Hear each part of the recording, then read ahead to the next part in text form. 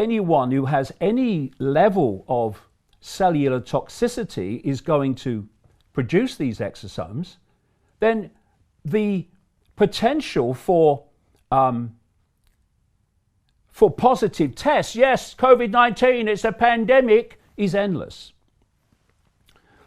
So what has happened is it was decided in China, and by the way, if you get deeper into this, and I hope we will later, about why this is being done, this global cult that I have been exposing for 30 years, that is pushing the world towards this global fascist Orwellian state, which I've been saying was coming for 30 years, hello, we're here, has no borders. It operates in every country in the shadows. Politicians are just here today, gone tomorrow. That's always there. China is one of its biggest centers, along with America, Israel, Britain, Germany, Italy. And so just follow this sequence through. They decide in China early on, and there's a 5G element to this, which I'll get into later, that it's a virus. They don't isolate the virus. They test it, or they diagnose it, first of all, only on symptoms. And then they start testing, and they use this test, which is testing for genetic material, not COVID-19. And then it starts moving out into the West. And Western doctors, nurses, medical professionals, etc., are told this COVID-19 is moving out. World Health Organization, it's a pandemic. And we'll get into who owns the World Health Organization later. And these are the symptoms. So what do they start doing? Anyone with flu-like symptoms now gets diagnosed COVID-19 purely on frickin' symptoms. And so the numbers start to go up.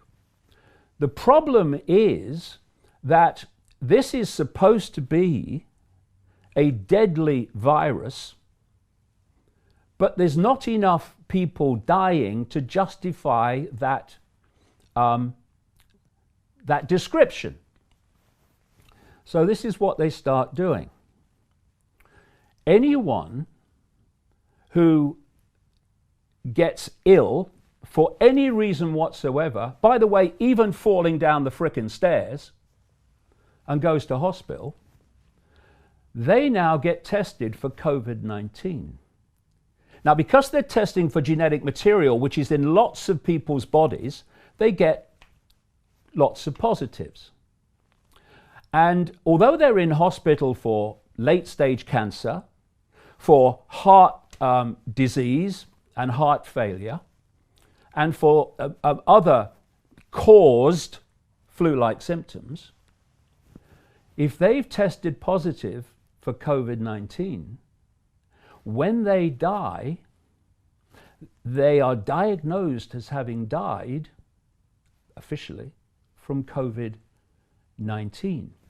This is why you are having more and more people, families, loved ones, saying, my family member, whatever, has been diagnosed as having died from COVID-19, and they didn't. They died from this, they died from that. They've had it for ages. Great example. For people around the world watching this, there was one time a famous comedian called Eddie Large in a comedy duo called Little and Large. And Eddie Large has had a heart problem for a while, it seems. And he goes into hospital with heart failure. While he's in hospital, he gets diagnosed with COVID-19, of course, they tested him. And when he died, the wording in the papers, in the media, was that Eddie Large died in hospital after testing positive for COVID-19. He died of a failing heart, but COVID-19 will be the diagnosis, and the numbers keep going up.